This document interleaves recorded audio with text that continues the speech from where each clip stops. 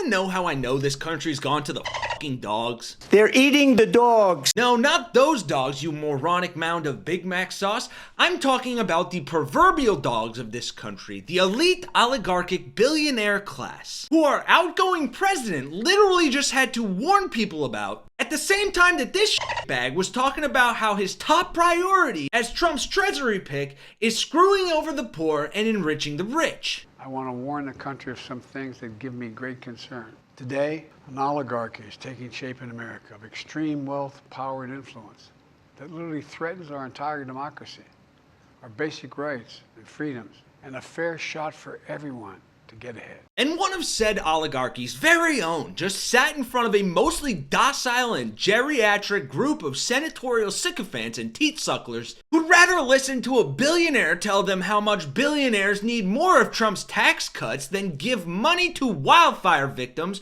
or make sure you have healthcare, free speech, or the ability to make a decent living. The Trump tax cuts were a huge scam. Donald Trump's biggest legislative achievement, if you even want to call it that, was the 2017 Tax Cuts and Jobs Act.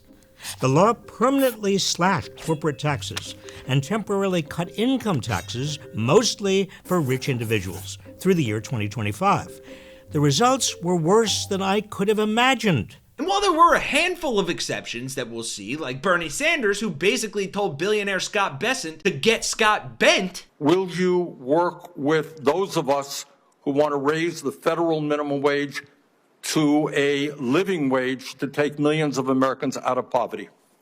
Senator, I believe that the minimum wage is more of a statewide and regional issue. So you don't think we should change the federal minimum wage of $7.25 an hour? No, sir.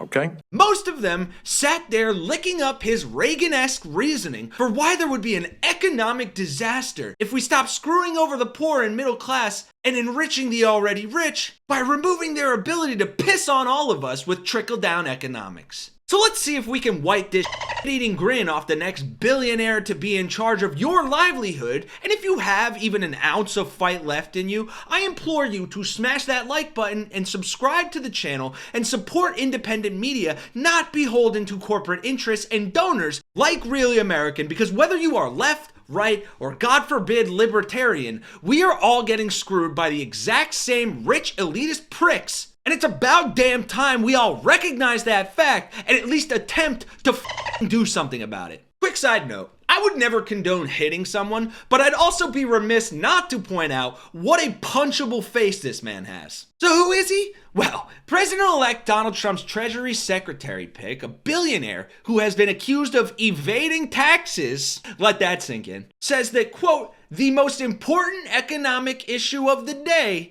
is extending Trump's tax cuts for the ultra-rich. This is pass-fail.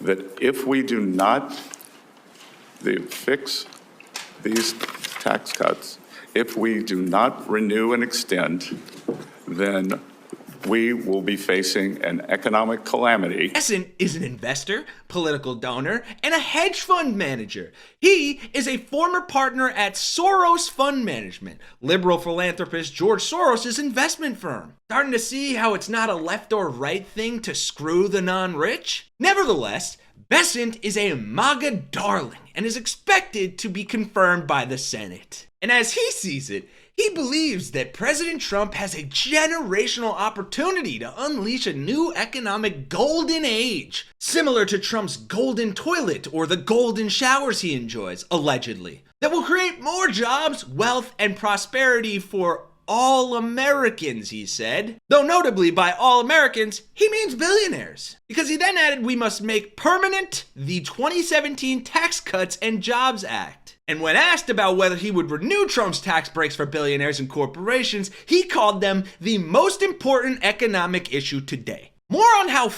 moronic that is in a second, but let's see him use his tantalizing Sith Lord mind tricks on the Senate himself, shall we? In 2013, Congress extended the Bush tax cuts for everyone except those making more than $400,000 a year. This bipartisan decision saved the Treasury $600 billion, helping to narrow the deficit. Do you agree that ending the tax cuts for those making more than $400,000 would help close the deficit and reduce our national debt? Senator Warnock, I do not. I believe that you would capture an inordinate amount of small business people who largely are in that cohort of 400,000 to a So million. you wouldn't cut it off at 400,000. What about $1 million? That, again, I believe these are small business pass-through owners, and I believe that we, as I said before, Wall Street's done great. It is time for Main Street to do well, and small businesses need to drive what I call the reprivatization here away from this government spending. I agree that it's Main Street's time. What about those making more than 10 million? So going back to the 100% depreciation for equipment, that I think that. So, and I don't mean to keep interrupting, but what about $1 billion? So again, that I think that these are the job creators. So there's no income level for which you would support raising taxes. Is that fair? There is no income level that I don't think we should continue the TCJA as it was. Well, that sure sounds like a load of because the 2017 Tax Cuts and Jobs Act was designed to disproportionately benefit the wealthy over the lower and middle classes. In 2025, the law is expected to deliver an average tax cut of more than $250,000 to the top 0.1% of earners, according to the Tax Policy Center, a nonpartisan think tank. In contrast, poor Americans will net a $70 tax cut. But hey, don't just take my word for it. Here's Robert Reich breaking down Trump's tax scam and why nothing trickled down in an informative way that even MAGA's pea-brain should be able to understand. Trump and his officials claimed the tax cuts would lead to corporations hiring more workers and would very conservatively lead to a $4,000 boost in household incomes. AT&T plans to increase U.S. capital spending $1 billion and provide $1,000 special bonus to more than 200,000 U.S. employees, and that's because of what we did.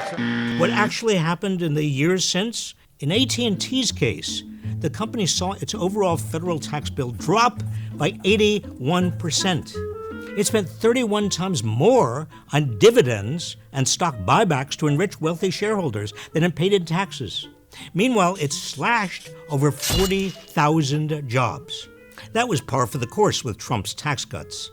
Like AT&T, America's biggest corporations didn't use their tax savings to increase productivity or reward workers. Instead, they increased their stock buybacks and dividends. Many of them, including AT&T, even ended up paying their executives more in some years than what they paid Uncle Sam.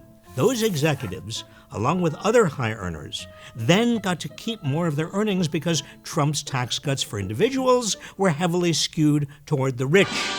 The lowest earners, they got squat. And many middle-income families saw their taxes go up. And those supposed $4,000 raises, did you get one? The bottom line is that Trump's tax law fueled a massive transfer of wealth into the hands of the rich and powerful. Corporate profits have skyrocketed. U.S. billionaire wealth has more than doubled since 2018. The tax cuts have also added $2 trillion to the national debt so far.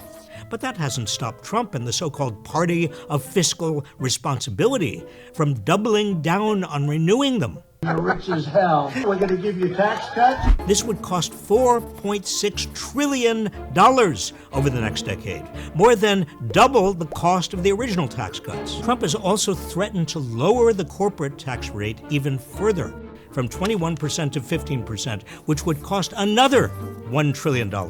It's trickle-down economics on steroids. All of this would cause the federal deficit and debt to soar, which Republicans will then use as an excuse to cut spending on government programs the rest of us rely on. Right, but let's all take it from a billionaire and beneficiary of the tax cuts that none of what he just said was true, that it wouldn't boost the deficit, that it wouldn't just make the wealthy wealthier like we have been for decades, that it actually would help middle-class Americans better afford their lives. If you're tired of slopping up billionaire propaganda bullshit, then please sound off in the comments, hit that like button, and consider supporting the work that we do here to bring you the news and expose corruption, provide a route of resistance against the incoming conflux of idiocracy and oligarchy that will fuck over everyone from Main Street to MAGA Street, whether they know it or not. Thanks for watching, folks. For Really American, I'm Kenny Hesse. I'm f***ing pissed, but I'll see you in the next one.